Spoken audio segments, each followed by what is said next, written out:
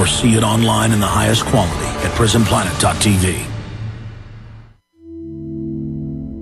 Hi folks, this is Alex Jones, and I want to tell you about the Silver Lungs generator. Now you can produce pure and endless colloidal silver and deliver the solution directly into the bloodstream by breathing the solution through the lungs. The respiratory system is the first line of defense for airborne pathogens and viruses. The Silver Lungs generator infuses the respiratory system with your self-produced nano-silver solutions and also delivers the silver nanoparticles instantly into the bloodstream. With continued legislation threatening the sale of nano-silver products, you can now produce pure and endless colloidal silver with the Silver Lungs generator. Very easy to follow step-by-step instructions are provided, making production fast and simple.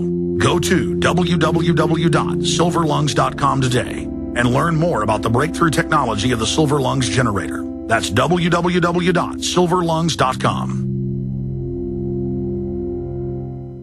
Alex Jones here with urgent information concerning trendsresearch.com. The Trends Journal distills the voluminous ongoing research of the Trends Research Institute into a concise, readily accessible form. By tracking 300 separately defined domestic and international trends, the Trends Journal establishes the connections that others fail to see or misinterpret. Gerald Salente's Trends Journal allows you to anticipate change, recognize the implications, and take protective strategies.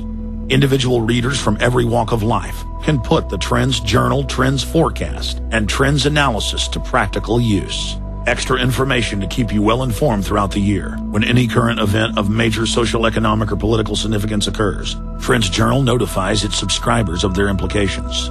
When you subscribe to the Trends Journal, you'll also receive Trends Alerts. Visit trendsresearch.com today. That's trendsresearch.com. Subscribe to the Trends Journal. This information is too important to wait.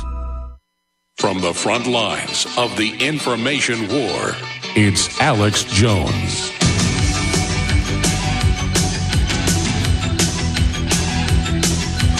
We're back live. Again, thank you for joining us. The last 30 minutes of the next hour, we've got Chuck Baldwin, presidential candidate, Constitution Party 2008, joining us to talk about his article that he wrote, The Federal Government Declares War on the States.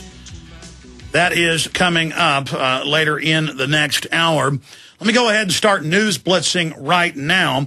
I've done more research on WikiLeaks. I don't believe, that doesn't mean I'm sure, but I don't believe they're bad, that Julian Assange is bad. But analyzing the latest information they've released, the government now claims they're eyeing an analyst who they think released it. But the issue here is this is not top secret information. It's secret. That's the classification below that. And they classify, the CIA even classifies mainstream news articles. You know, that's been in congressional hearings that they'll classify Washington Post articles as if it's classified inside the CIA and Defense Department, meaning they don't want their other analysts reading it, which is crazy. These are basically 92,000 battlefield reports from colonels and majors and others. And the Pentagon is famous in planting, especially for internal intelligence and Pentagon hearings with Congress, to paint a false image or picture. They will lie about body counts. When nobody's killed, they'll claim that they killed 100 of the enemy, or 200 of the enemy, or 1,000 of the enemy. They'll create fake reports. They'll create fake reports about bin Laden. The CIA will create fake bin Laden videos, which they now 2 months ago admitted in the Washington Post that they did create a fake bin Laden video. The famous fat bin Laden that we told you was fake. Anybody could look at it, even look like him. Just not even computer generated, just a fake fat guy. So looking at these documents, it does show some massacres, some cover-ups, but that had already come out. But mixed in there, they claim Pakistan runs al-Qaeda and the Taliban. Well, our own government created the ISI and funds them. We've got big articles up on Infowars.com and PrisonPlanet.com breaking that down. And so it pushes this idea that, oh, look, bin Laden is real and the CIA knows where he is. And, oh, there's intelligence that bin Laden did do 9/11, but that's secret. And so the public and the media then grabs this like it's special information. Here's the Mail today, the Mail Online. Glimpses of bin Laden. Now WikiLeaks reveals al-Qaeda boss was seen at village meetings despite CIA claims they were clueless. So this is a way for the CIA and the globalists to basically blackmail people they don't like, threaten people with other intelligence they want to release. It's creating a conduit to do that. So they go on. Now WikiLeaks reveals al-Qaeda boss was seen at village meetings despite CIA claims that they were clueless. See how it's all real. Afghanistan war logs shows how U.S. Marines sanitized record of bloodbath. War logs show how Marines gave cleaned up accounts of incident in which they killed 19 civilians.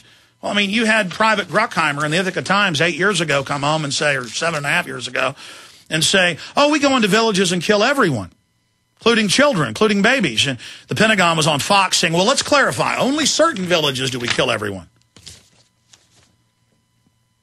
Meanwhile, Assange is annoyed by 9/11 truth. I'm constantly annoyed that people are distracted by false conspiracies such as 9/11 when all around we have evidence of real conspiracies for war or mass financial fraud.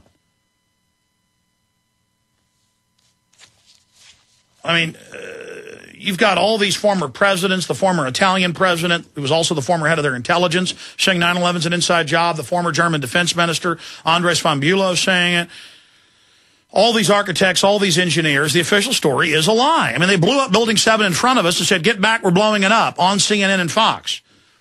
30 minutes before Building 7 fell, they were on CNN and, well, CNN an hour before, 25 minutes before, on two separate channels with the exact same script saying Building 7 had fallen in its own footprint.